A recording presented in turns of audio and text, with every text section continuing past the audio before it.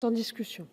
Cet après-midi, l'Assemblée a commencé d'entendre les orateurs inscrits dans la discussion générale, que nous allons poursuivre avec Madame Valérie Oppelt pour La République En Marche. Madame la députée, vous avez la parole pour 5 minutes.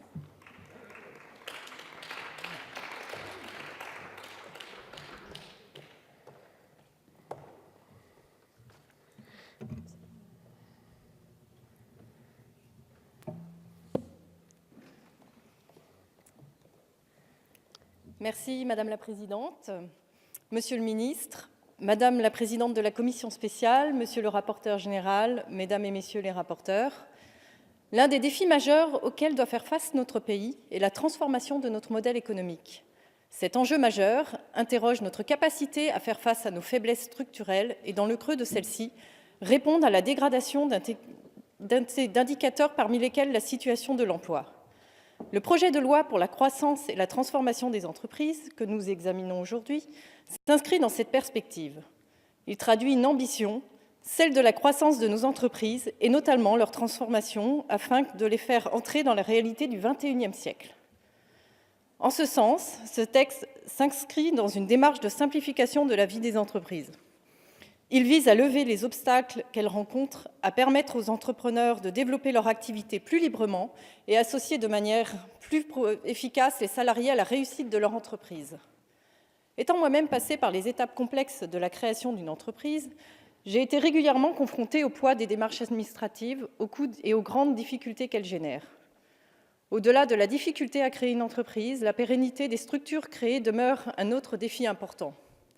À l'heure où 1 Français sur 3 envisage de créer ou reprendre une entreprise, 50% d'entre elles disparaissent avant d'atteindre leur 6e année d'existence. Ce chiffre tombe à 34% lorsque les entrepreneurs sont accompagnés. La question du soutien et de l'information aux entrepreneurs, trop souvent isolés, est l'un des grands chantiers auxquels devra également répondre la loi Pacte. À ce titre, la réforme des chambres de commerce et d'industrie est une réforme majeure du quinquennat. D'abord parce que les CCI sont des acteurs clés du développement et un atout indispensable pour le dynamisme et la cohésion de nos territoires, mais surtout parce qu'à travers cette réforme, c'est non seulement le soutien et l'accompagnement de nos entreprises qui sont questionnés, mais également la place de l'État. Ces dernières années, la contrainte pesant sur les finances publiques a conduit le gouvernement à réduire les ressources des CCI. Depuis 2013, la loi de finances successives, à l'exception de celle de 2017, ont chacune consacré une baisse du budget des chambres et ont amené celles-ci à consentir à d'importants efforts. La mission d'information parlementaire sur les chambres de commerce et d'industrie, dont j'ai été nommée co-rapporteure avec ma collègue Stella Dupont, a été créée afin d'établir un diagnostic précis de la situation et des conséquences des réformes récentes. Dans un tel contexte, il est nécessaire de mener cette analyse de la manière la plus complète possible, en ne se limitant pas à une approche comptable et financière trop restrictive.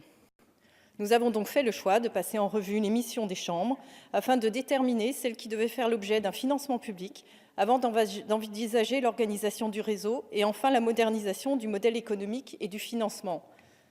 Certaines mesures du rapport ont été traduites en amendements qui ont été discutés et pour certains adoptés lors de l'examen du texte en commission. Les plus significatifs visent à accroître le rôle de la tête de réseau CCI France en lui attribuant notamment la compétence d'affecter la taxe pour frais de chambre, permettre la définition de la stratégie immobilière des chambres, consacrer le principe de l'existence des droits syndicaux pour l'ensemble des agents publics et privés employés par les établissements du réseau.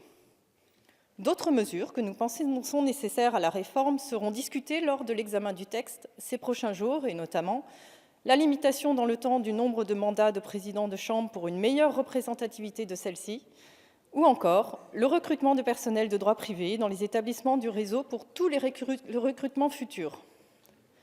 Le projet de loi Pacte, lorsqu'il sera voté, modifiera donc sensiblement le fonctionnement et les attributions du réseau consulaire.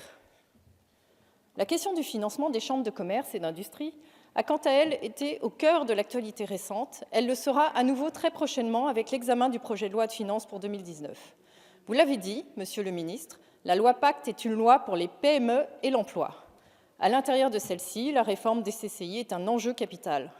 Contrairement aux années précédentes, la réduction annoncée du budget des chambres dans le PLF de 2019 s'inscrit dans une véritable réforme structurelle pensée à long terme. Cette baisse traduit une volonté de réduction des prélèvements sur les entreprises à laquelle je m'associe, et nous devons encourager les acteurs dans la mise en œuvre du travail de rationalisation qui est engagé. Mais il est également de notre responsabilité, Monsieur le Ministre, de pérenniser cet outil qui joue un rôle décisif dans la cohésion des territoires et le développement économique. Ce texte est l'occasion de lever des obstacles à l'accroissement des entreprises et de libérer les talents.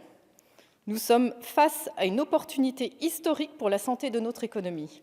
Ce pacte ouvre de nouveaux fronts qui témoignent de l'engagement du gouvernement à poursuivre avec détermination la transformation économique du pays, et je suis convaincue que nos débats contribueront à l'enrichir. Je vous remercie.